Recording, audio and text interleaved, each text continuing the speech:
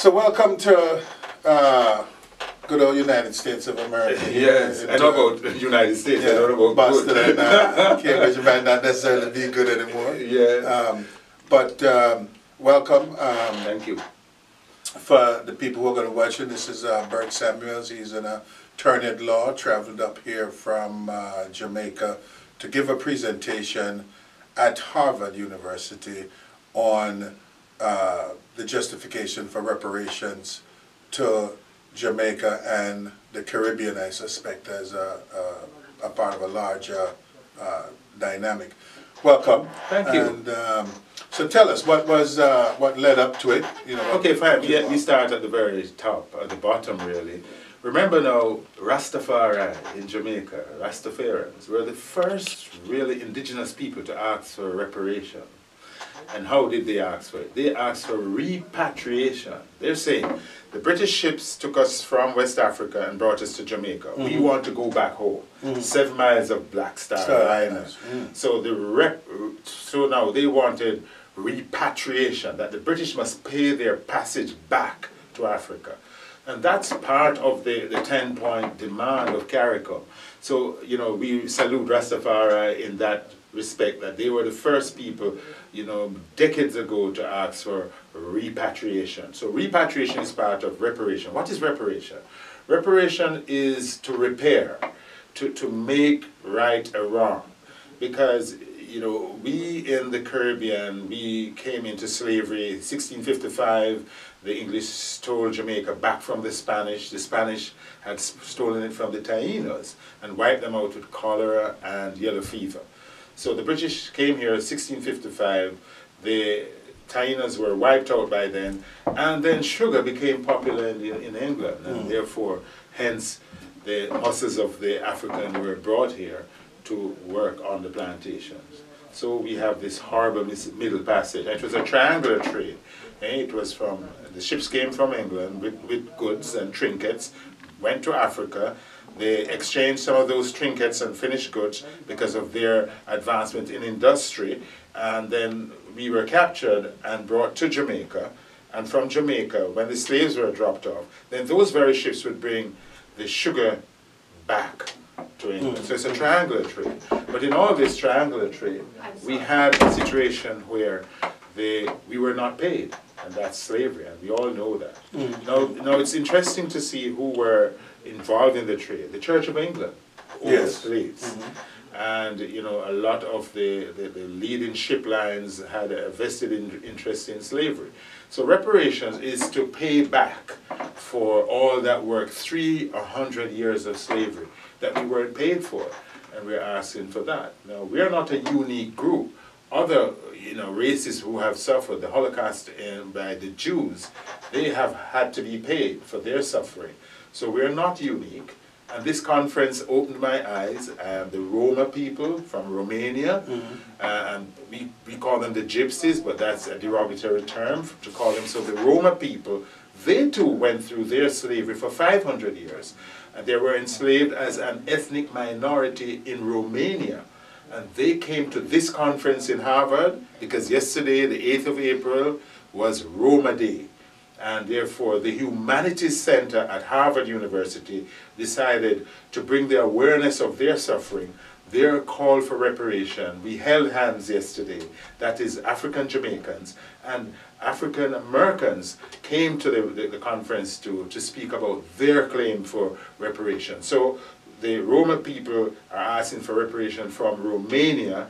The Caribbean people, African Caribbean people, are asking for reparation from the British, and the African Americans are asking for reparation from the United States. So that's why I came here. And the African American probably should be requesting it from not only the United States, but also Britain also, because Britain was also was the original granddaddy of the whole enslavement process. So central to that, what is the, I thought I heard you say this is coming out of CARICOM? Yes, so let me just tell you, each CARICOM state before 2011, that's the Caribbean community. CARICOM, as we know, is a Caribbean community of about 12 nations, not just English speaking, because you have the Surinamese, etc. So it's 12 Caribbean states that have come together, including Guyana, which is mainland, so it's not just the islands. But before that, each country had their own reparation commission, and we decided to come together. So CARICOM in 2013 formed and signed off on the making of a CARICOM Reparation Commission. This is headed by a notable historian, Hilary Beckles. He's the chair of the CARICOM Commission, and our own Professor Vereen Shepherd is the vice chair of that commission. So we have Beckles out of Barbados being the chair, and vice chair being Mrs. Vereen Shepherd, Professor Shepherd, who is the vice chair. So those nations have come together to find a unifying force. And I'll tell you how it worked. There's a law firm in England called May, the May law firm, who had a history of making a claim on behalf of the Mau fighters out of Kenya.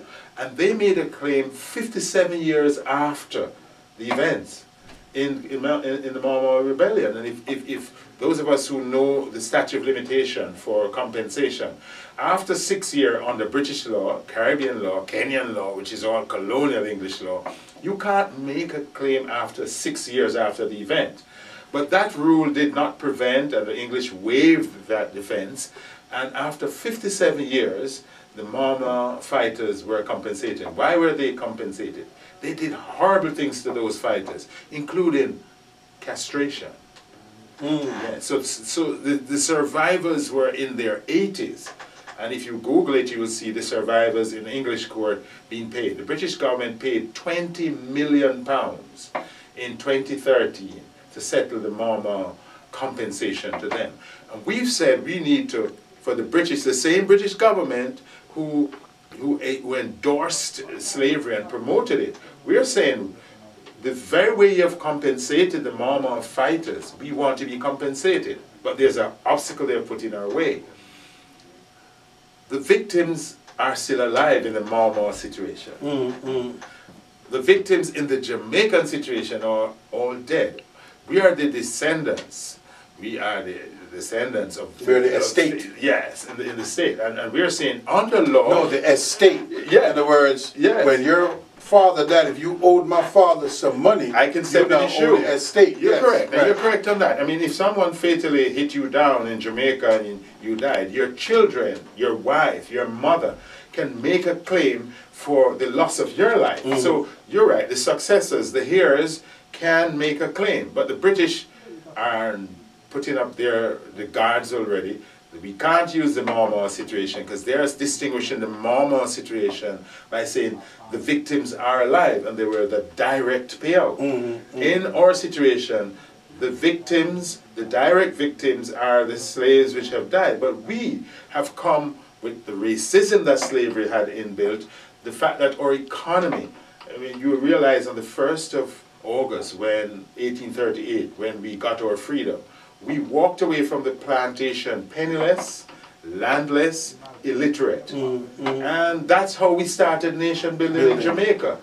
How do you start a nation on 100% unemployment, 100% poverty? And it is that impoverishment that we are now third world. Essentially landless. Of course, totally. So not only impoverished, but landless. That's correct. And in 1838, England was the workshop of the world. It's kind of similar to China is now. Everything was made in England. I mean, when you're growing up in Jamaica, made in England, made in England. Everything was made in England. China, clothing, yes, and everything. That's everything. So the reparation struggle continues. Have that movement attempted to connect with African nations, with Ghana, with Senegal, to broaden the claim structure? Yeah, that's very interesting. Now, there was a meeting, I'll tell you shortly where it took place. In the United Nations, the African countries have joined with us because they have their claim for reparation too. Remember that a lot of the African countries are also colonies of England. You remember that in the German conference, Africa was divided and given to part for Portugal, part for the Netherlands, part for the English. And that is why Africa, there are so many languages spoken there. So our claim for reparation, there are similar claims coming out of Africa, and those persons have joined hands with us to make that claim. It's going to be a hefty claim, because when we've put it down, and as we continue the discussion, I'll tell you where where we think the fund should go. We're not going to say in the pockets of each. I wanted to get to this point of saying what value has been put on it, and how shall that value be recognized? Fine, good question. Now, this is how we look at it. We have to bring actuaries on board. Now, in 1834, when slavery should have been abolished, the payout was £20 million to the planters. The planters said to the British government, if you're going to abolish our business, if you're going to send us bankrupt, we need compensation. The British government paid the planters a total of £20 million for the entire English-speaking Caribbean. How much did we get? We got nothing. That's the first starting point. Now, let me just ask a question. Yes. Just as a little bit of a side move. What is the value of £20 million then and now? Good question. It has been worked to be multi-billions. I'll tell you what it was. The £20 million in 1838 represented 40% of the national budget of England. So if you could look at it, maybe what we could do now is to say, whatever the 40% is now, give it to us. Right. Because that national budget climbed with inflation. That's right. And with the value of money. It would be accurate. Right. So it's a peg. We could peg it to the national budget of England and say, listen, we need, the national budget of England was £740 billion in 2013. £740 billion in 2013. So we said, you could pay us reparations by giving us that same 40% of the national budget in 2016, for example, 38. Right. But I want to tell you a story on that £20 million. So, yes, slavery ought to have ended in 1834, and they were to get £20 million. The planters lobbied and said, give us 4 extra years, plus the £20 million, and we'll agree to the abolition. And the British agreed. So they added on 4 years to this abolition of slavery. So it didn't take place in 1834. They had a scam that they said we couldn't just get freedom. They had to teach us our freedom. So they called those last 4 years the apprenticeship system, preparing us for freedom, preparing us to work. But that was just a misnomer. So in 1838, they got an add-on of 4 years. Now we've been able to calculate what that 4 years is in value and add that value to the £20 million. Those 4 years were worth £27 million. So the payout to the planters was £47 million. So you're almost going to the entire budget of the English economy in 1838. But there's also a thing. There were some planters who felt that we, the slaves, should pay them for our freedom. Right. I mean, those notions were acceptable in English society then. But the thing is, those 4 years, we actually paid for our own freedom. And then there are people who still own land that was granted to them by the crown. Yes. And still continue to own that land in Jamaica today. Yes, so there are families like the Appleton Estate. The ownership of the Appleton Estate that makes the best rum in the world was handed down from slavery to the current owners. And I tell you this, Prime Minister Cameron from England, his great-great-great-grand uncle owned 202 Jamaican slaves. So Prime Minister Cameron's family line was compensated from this distribution. Yes, of money. This reparations to reparations the landowners. Right. So can you see the conflict of interest when he visited Jamaica last year? He came to Jamaica and said he had a package of gifts to us. One of the gifts was a prison. Yes, he was prepared to build a prison for Jamaica. Now, that's ironic. You leave the squalor here for 170 odd years, and your gift to us is a prison. In other words, you don't come from not a development end. Yes, you know, not an education end. Not a hospital, not a university. You're giving us a prison. And why? The catch in that prison gift is this. He wants us to enter into a deal where the Jamaican nationals who are serving time in England will be continuing their sentences in a modern prison in Jamaica. So he wants to get rid of some of his problems there and give us a prison. And that is a slap in the face. Did we reject the prison? It became an unpopular thing because we spoke out against it and the government retreated. So he came to sign the agreement, it wasn't signed. So there is a kind of temptation because the General Penitentiary in Jamaica is over 200 years old and it's totally run down, and we need to modernize our penal institution. But it's just the symbolism of it that you are coming back 170 years later, having not given us any compensation, to create a space for prisoners. So now, in essence, what would probably be somewhere in about $600 billion. Yes. And let's agree that they're not going to pay this in one shot. But if they wiped out the national debt, that's one approach. That is one approach. Wiping out the national whatever debt is left over, yes, we would then be able to use that for developmental purposes. That's right. We wouldn't have a need to fix a prison because those people would be gainfully employed. You are so right. So if else. we educate the youth, they would not turn to criminal violence.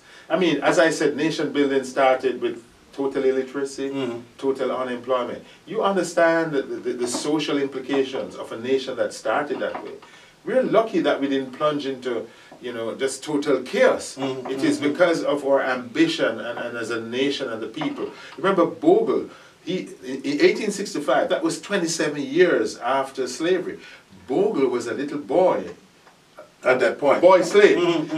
And then colonialism was so ravid. I mean, remember the planter class was so intertwined with the judiciary that was the issue in St. Thomas. Where Mr. Downey's from, St. Thomas. That what happened is Bogle found that they were going to go to this court case to see that injustice didn't happen. And something erupted, and it led to the courthouse being burnt down. And then finally Bogle was hanged. Because we understood that the system could never provide justice because it wasn't a just system. It can't be. The planter class and the judiciary were one and the same. And therefore, that led, and don't forget that the Morant Bay Rebellion of 1865 is 27 years after the abolition of slavery. Which means that they must have entered into some form of what in America would call Jim Crowism. Yes. Yes, that so you're free, but you're really still not certain not free. And don't forget this. I'm glad you've said this. So you have people who have broken the chains of slavery in 1838. So we're looking at the plantation of our sad past. But that's all that was here. There were no other industries. So what did the planter class do during the colonial period to force us back to work for them for subsistence wages? They created a law called the vagrancy law. Now that vagrancy law is very interesting. It describes you as a vagrant.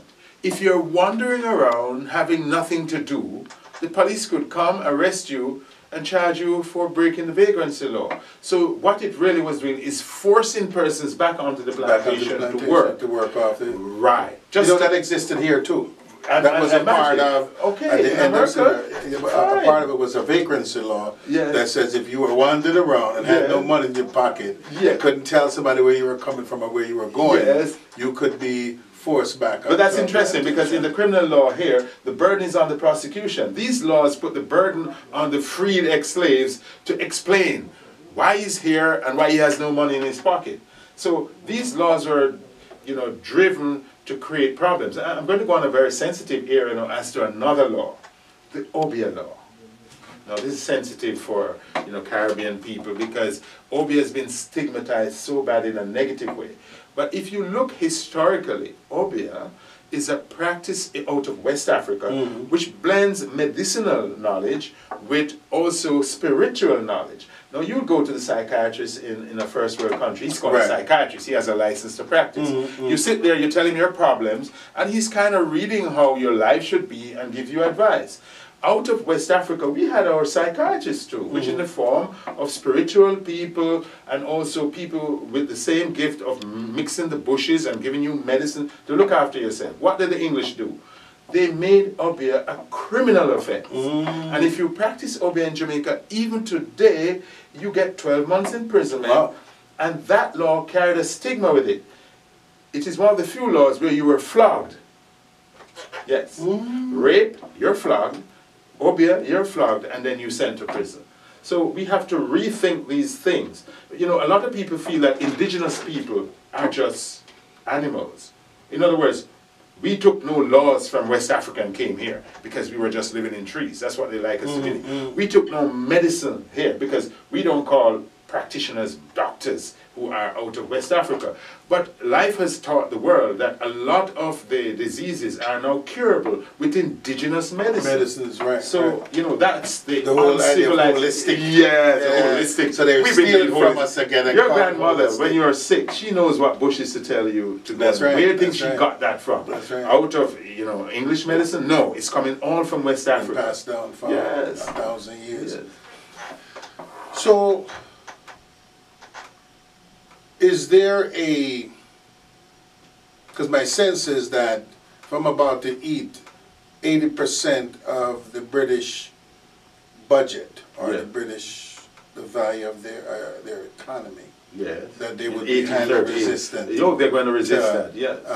Certainly giving it to us. I suspect if we were white, they would agree that... Yeah, because you know, that's very interesting. So there are other ethnic groups which have been apologized to. In Canada, they have apologized to their indigenous people, and we have had apologies from Portugal. We have the Indonesians have been apologized to by separate. But when Cameron came and when Prince Philip came to Jamaica, they said, okay, you know, we regret that slavery took place. But regret is not enough. You know, the first step is to apologize for the wrong. Can you imagine what happened to the Jews for 6 years, happened to us for 300 years? The Church of England, when they kept slaves in Barbados, they used brands and branded their slaves to make sure nobody confused their slaves with anybody else. So the Church of England branded their slaves in Barbados.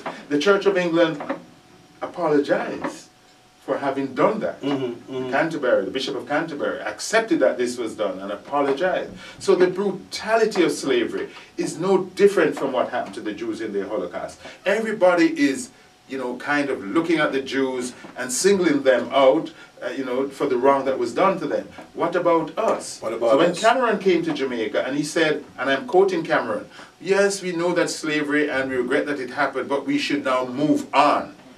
Cameron said we should move on and forget slavery. Right. And when we Googled him, in 2013, 2 years before he told us to move on last year, he was laying a wreath in memory of the Holocaust in London. So African people must move on from their suffering, but other ethnic groups, we will never forget the Holocaust. That's right. Well, the Reparations Commission is saying we'll never forget slavery. Is there a plan to leverage pressure outside of the legal court system, since it's their law? I'm glad you're saying that. Because you realize, within the legal construct, there are so many barriers and hurdles that are blocking us to make a court case. Well, I told you about the Mama. The British waived the 6 year and entertained a 57-year-old claim. So we're asking, you can waive that. However, they are also saying we were not the victims. Now, there's an interesting development in the U.S. on behalf of African Americans, and let me tell you what they have done there. It didn't succeed, but it's very novel and interesting. So the Indians came to the conference yesterday.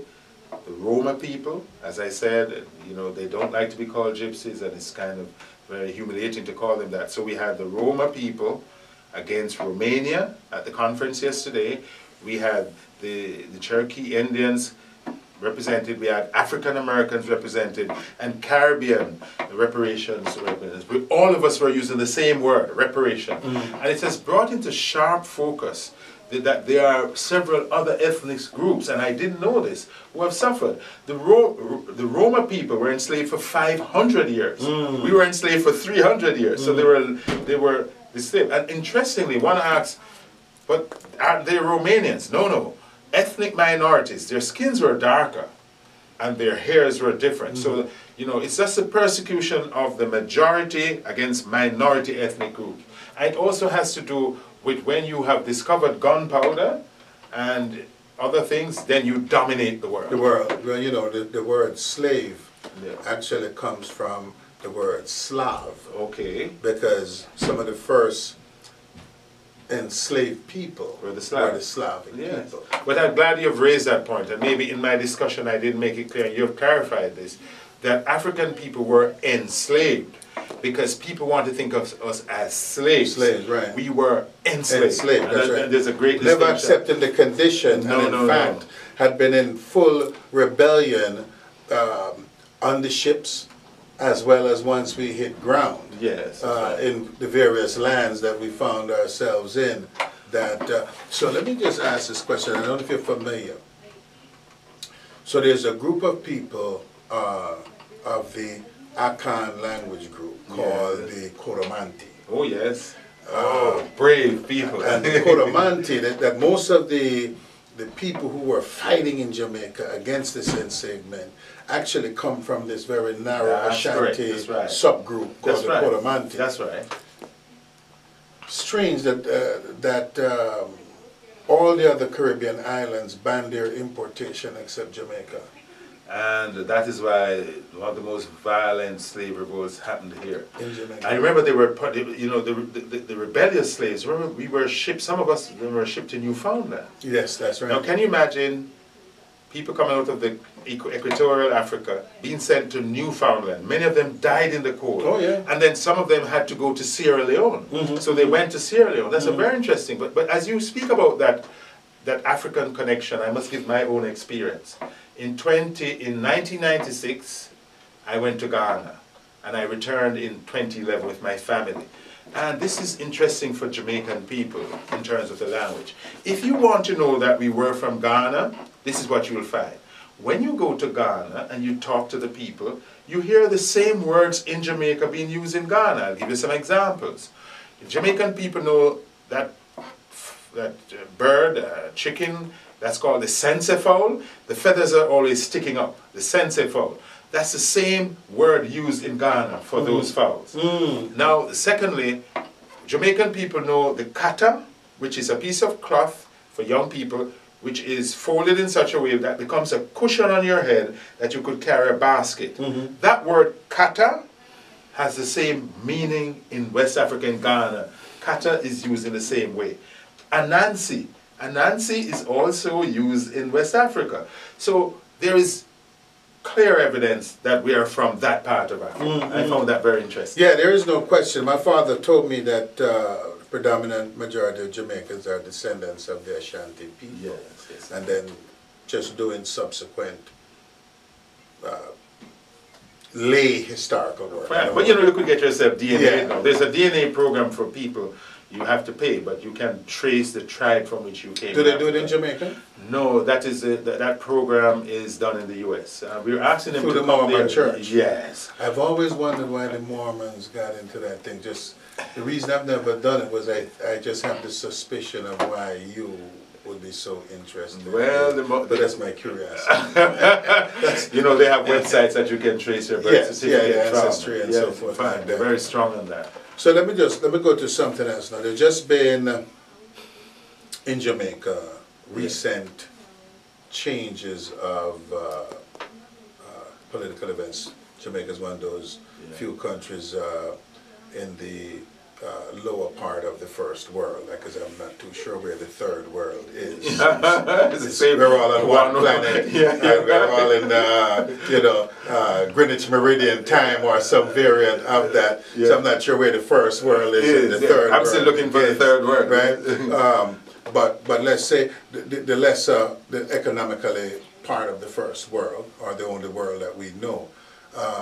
There's been recent political events. We still are able to vote and change government without extreme upheavals and disruption. Describe what's happening now. Okay, well, we must look back to 1980, which was a very violent election, and thank God we no longer had the kind of violence surrounding the elections of 2016. It was called on the 25th of February. And an interesting situation developed. There had to be recent reform in our system because we had equal seats in the parliament. In other words, there was a possibility of a tie. So we had 60 seats before. Now we have 61. And it was deliberate to make it an odd number. Thank God that happened because the winning party, the Jamaica Labour Party, got 31 seats and the opposition now has 30 seats. Now that's not healthy for the passage of laws because important legislation must have a 2/3 majority vote. And therefore, if the opposition doesn't join, the PNP doesn't join with the JLP, they're not going to be able to pass important legislation. And one of the legislations that the PNP put on its political platform, the JLP put on its political platform, was for fixed date elections. Remember, under the system we have now in Jamaica, the Prime Minister can call an election the day after the last election. It is the Prime Minister's call only. But the JLP says they want, like the US, to have a fixed date. In other words, once they go in, there'll be a date 5 years hence, and the elections will be had on that date and known date. Right now, the system obtains where you don't know what date the Prime Minister is going to call. He can't go beyond 5 years, but he can call it any time before. So that important piece of legislation can't be passed by a simple majority of one. Added to that, our parliamentary structure is that the Speaker of the House comes from the governing party. So on the floor of the Parliament in Jamaica, the seats are virtually equal, right? 30-30. It's just that the Speaker can vote. He can break the tie. So that closeness is a worry for constitutional lawyers. It's also a worry for governance. So we're hoping that on important matters that the opposition will join with the government on issues of national interest and will not become, as it were, a gridlock type governance in Jamaica. However, it could actually be good. It could actually create more balanced laws. That's right. So the debates are going to be very, very vigorous now because you can't just go in and pass any law you wish. So there are advantages to that. However, what is going to happen is that there's a forecast that there will be an early election because of the closeness of that. In other words, the constitutional lawyers and political minds will say there is not a real clear mandate to the JLP. Yes, they won by 1 seat, but to govern comfortably, you need a clearer mandate. So there are predictions that within a year or 2 years, there may be an election. That will be Prime Minister Holness's call, but that's kind of telling you in a nutshell what happened on the 25th of February. But to some extent, that denies him the right to the claim of the fixed election. Yeah, because he can't institute it. Right. You can't institute it, but at the same time, you can live it. Yes, you can live it. But I said, my suggestion was, cast a date now. Impose it on yourself without legislation, without law, to show the sincerity of your aim. Because that's too much power, it has been said, in the hands of the Prime Minister. Yes, because you can look for that advantageous point. Yes. You could time it to say, oh, the economy is doing very well, but I'm halfway in the term. I call it an election. Election is a very expensive thing, you know. It costs millions to hold a ballot. But one of the things that has come out of the politics of Jamaica recently is whether we abolish the Privy Council as our final court of appeal.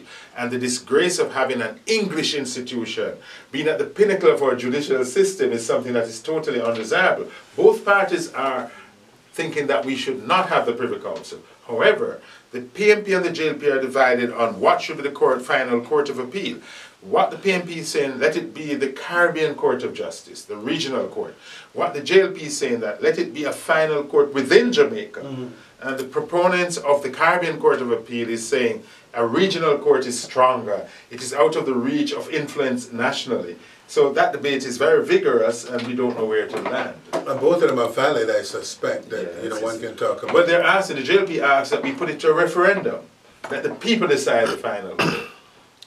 Well, we'll live to see how that's going to work, because that's part of their manifesto, that they will make the Caribbean Court of Justice decision, or whether we have a local final court of appeal, put it to the people in the form of a referendum, because that would be democracy at its Do highest. other islands use the regional court? Oh yes, they do. Guyana does, and a few others have signed into that court. We use that court, but we only use it for treaty interpretation of treaties. So I don't know if you remember that there was a lady who was mistreated in Barbados, and she filed a suit against the Barbadian government.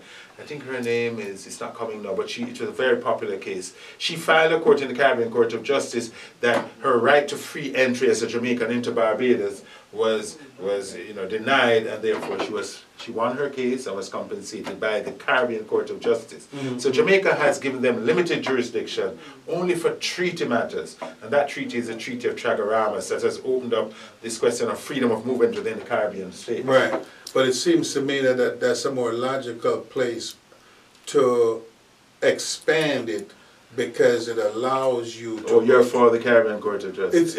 Well, I've advocated publicly that I am for the Caribbean Court of Justice. Yes, I think it kind of gives you genuine independence from local politics and who appoints who and what have you.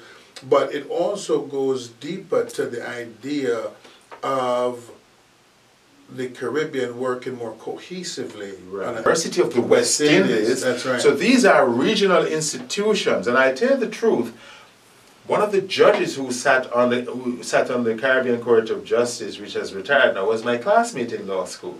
And I'm proud of that, to know that I sat side by side with him. He's Guyanese, and I think that if you're pulling your resources, academic talent and resources from a larger pool, you're going to end up with better judges. Better judges, better judgments, better outcomes. Yeah, but there's another side to the coin, which is best articulated by the Jamaica Labour Party. So Jamaica is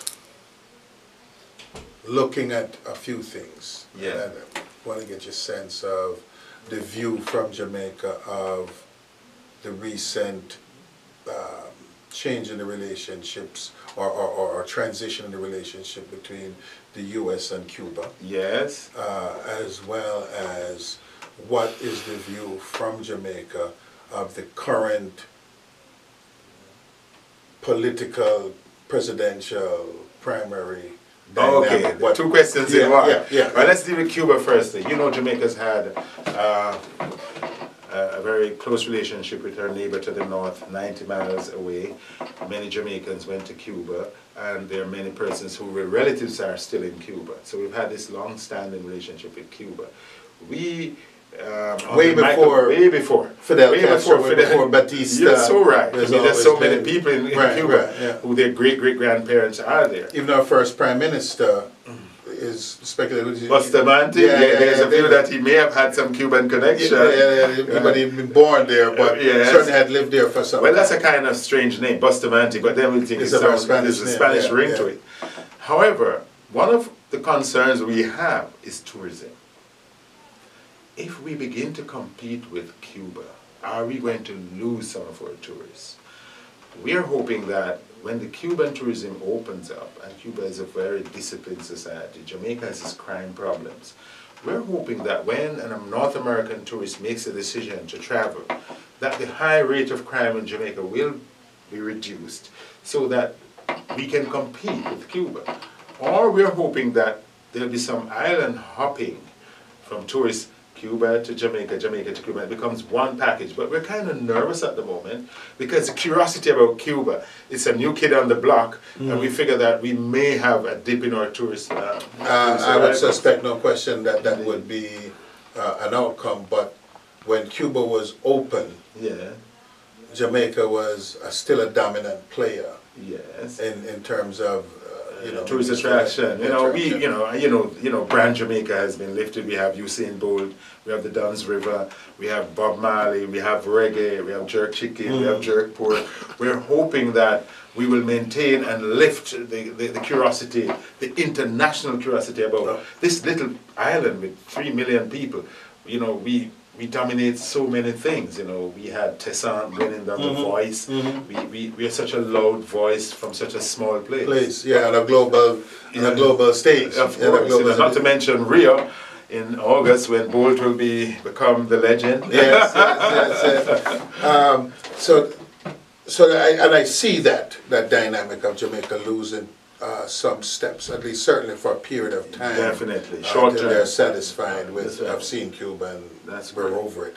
I'm hoping that the iguana lizards in Cuba. But don't forget that we have very high standards of hospitality in Jamaica. In Jamaica. The hospitality industry is very mature, much more mature than it is in Cuba. However, you know that capital will follow returns. And some of the investments for hotel rooms we're going to lose some of the investors to Cuba, we fear. So, I mean. Well, I'm sure some of our own local players are looking to, because I remember some years ago, there's some hotels over they there had already. to push Butch Stewart out because he was already. Yeah, they're waiting to go into Cuba. Yeah. I mean, you know, there are no boundaries for money. That's right. There's no doubt about that. I mean, the U.S. has learned the hard way about that. Right. So what is the... And don't discount that wages in Cuba, we've left that out. Wages in Cuba are much less than wages in Jamaica. Right. So that's almost a similarity between the wage factor in China, which has attracted capital, and what will happen to our hotel industry. And I mean, my sense, when I look at the relationship, talking about the dynamic between the United States and Cuba, is people think that America is going to flip Cuba.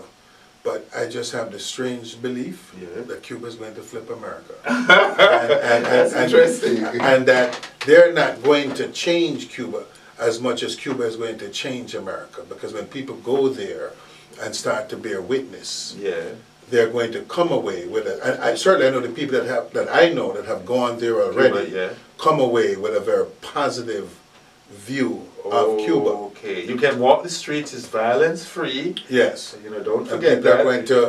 People are going to start to see the people are healthy. Oh, yes. People are intelligent. That's right. People are well educated. That's right. The hospitals are going. There's no sick looking people running around. Yeah. There's only one case of the Zika virus in Cuba. Oh yes, and don't forget their contribution. They sent doctors immediately for Ebola. Exactly. And Cuba's contribution to the liberation wars in Africa must never be discounted by Angola, people. Trust me, Cuban lives were sacrificed for liberation of Africa, and we owe that to the Commander-in-Chief, Fidel Castro. That's right. Yes, and the assistance of Cuba to Jamaica with schools and doctors. We're still getting Cuban doctors. We're still getting Cuban nurses. Cuba still trains for free our students to become doctors. I meant to ask this question, and just as an aside piece, what percentage of Jamaican doctors were trained in Cuba? A wild guess is a good 30%. Not the majority, but that's about the number that I thought. Fine, 30. But I have questions for you. How come Obama's gotten away with opening up relations with Cuba? How could he do that in terms of the bad relationship that existed before? Twofold. Pressure from South America, in which they still want to maintain their influence and dominance. And that the South American countries, Mercosur and their allied friends, have demanded that the United States pay respects to Cuba. But Cuba is communist. Well, we've never really had a difficulty dealing with the devil. If you thought of them. What's China again? China is, I think there's some kind of, starts with a C. It's called a contradiction. Well, money makes its own justification. Of course. So there's that pressure, but there was also a pressure, and people don't recognize this part of the pressure. There's a woman named Pritzker, who is or was the head of the Secretary of Commerce, who is from the Hyatt hotel chain. So the Hiltons, the Hyatts, the Sheratons, the Starwood, and all these big players are saying, listen, all the prime stuff, the prime beaches, the prime locations are going to European hotel concerns and other guys, and we're being shut out. Because the French are in Cuba. Yes, everybody and their mom is in Cuba except Uncle Sam. And so that there's this pressure from capital, aspect of the big chains, to say, listen, we got to go now Or never. Or we'll never get a piece of beachfront property again. Okay. You know, so that pressure, along with the South American foreign relations. Chavez had very healthy relations, Venezuela, with Cuba. Chile, Bolivia, and if you want to continue, because at the last summit of the Organization of American States, he got heat from everybody. Where are you? What's happening? Well, what's going on here, man? What do you mean you ain't talking to these guys? This is our buddy. These guys are sending doctors and training our people, and so he's been getting heat from this group of people or this group of nations to normalize the relationship, put that on top of monetary interest coming in and saying, hey, listen, we're getting shut out. And we need to make a move now or we'll never be able to get in and get any of this stuff. And so that there's that relationship. And I think... So who is the winner? Is it Cuba or United States in the renewed relationship? I'm going to tell you, both win. And I'm going to tell you in my head what I see. I think that politically, Cuba is strong enough to confront capitalism and manage it. And not just wimp out and become whores. I think America wins because it is going to create the understanding that communism ain't so bad after all. And that this little guy could stay under our thumb and our gun and remain and provide quality education, provide housing, that when they go they don't send homeless people. Because if you go to Hawaii, when you get off of the plane, one of the first things that hit you in Hawaii is the homelessness. Wow. In Great America? In the Great America. So it's one of the huge, glaring things that really And hit also you. I admire Cuba for this. They don't allow fast food chains to come into their country. And destroy. Because the diet of their people are paramount. They're talking about the health of their people. That's right. So all the the things that you're forced to eat in America, which you discover years later is cancerous and otherwise, the Cuban people have not been allowed to be fast food eaters. And I visited Cuba, and it shows, the level of obesity in America is widespread compared to Cuba. I tell you, like I said, I think there's going to be a win-win. Because if you just look at the politics here now, that someone who they keep throwing the S-bomb at, the socialist thing. Oh, he's a socialist. Look at the support that he's had. Look at the support that he's I can't believe it. I mean, right? Michael Manley said the same thing, and the CIA did not spare him. Well, and one of the things I kind of remind people is that Moses didn't get to the promised land. Oh, he didn't make it, but he took them to it. So, there's going to be that period that they're going through now. You see them supporting Trump, and even though no one can explain how this billionaire. That's something. That's for another program. How could a man preaching what he's preaching get so much support? What it tells me that there's still a number of people in the United States who are prepared to follow something that is repulsive to people like in the Caribbean. It's repulsive to people in America. Some of it is repulsive to them themselves. Okay, we have a desperate set of people who feel that Washington D.C. has let them down. Is it what is it that has caused the economy shift to lunacy? I would say. Well, whenever there is shortage of jobs, shortage of security, economic security. I don't know how I'm going to get my kid to college. I don't know how I'm going to pay this bill. You get desperate? You get desperate, and you start Piper's son? Yes, but you also get into the blame game. Okay. Because you know that you're working hard. Yeah. I'm going out every day, I'm driving. American dream is no longer I'm pumping, I'm doing this, and I cannot make ends. My wife got 2 jobs, I'm working a job and a half, and somehow we can't put these 2 ends together. And the only thing that keeps us from drowning is this credit card that I can't afford to pay off. Right? So now I have to blame someone, because it obviously is not me. Yeah, because you're right? I'm working. Yeah. She's working. He's working. Why can't we make ends meet? And this creates now the birth of it's got to be somebody else's fault because I'm working, right? Okay. So it must be that guy that's causing it. It must be that gal that's causing it. But no one, and this is historic. Yeah.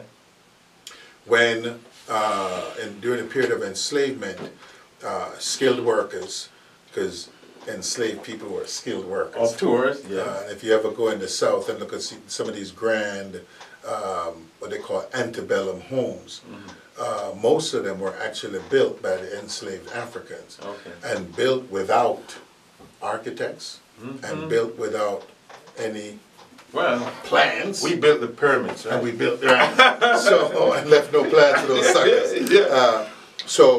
So we have been doing it. So whenever the skilled worker came up, the skilled white worker came up and says, hey, I want to raise a pay. The master would say, you see them 6 guys right there? They're doing it for nothing. They're doing it for nothing. What are you crying about, right? And would push them back. But they never got mad with the master. They got mad with the enslaved worker. And that's the depth of racism. Exactly. And that has been what has been used to maintain the power of the 0.01 or less percent who continue to rule because people are not educated. People are not educated to know the true enemy. That's right. And the true cause and of the problem. Cause. That's right. Yeah. So that's how we continue to maintain. So Bert, yeah, it was good having you here. Listen, great to see you again. Listen, you guys came all the way from down where Long Island and came into Boston to see me. It's good to be here. That's what friends do, brother. Friends don't let friends travel so far. You crossed an entire ocean. We just had to come up the highway. Good. And good to do there. You know, you guys have been part of the diaspora, so your experience is so kind of different from mine. And you know, when we talk to each other, we understand each other much. But it's good to hear it. I mean, and it's good to hear it from someone who sees it from what I would call an inside perspective, you know, and not just have the kind of. I don't even really read the newspaper. I'm just reacting to something I heard. No, I think I've been someone that does analysis and yes. Is an intellectual and can really sit down and see and reason. Yeah, it's good to see you guys, man. It's good to see you. I know my friend here behind the camera. Behind the camera. Gilbert, thanks for coming up. You know, respect to you and spread the word on the internet. I know him Gimpy right now as an older guy, you know. Older guy. Yeah. Respect to Jamaica, respect to all your listeners, and it's good that the internet has caused me to come into your respective spaces. Thanks for tuning in. Yeah, and I hope that the next time that he and I go riding in some city together, he stays will be more with respectful. You. I don't ride away from you. I leave it to language in the dust.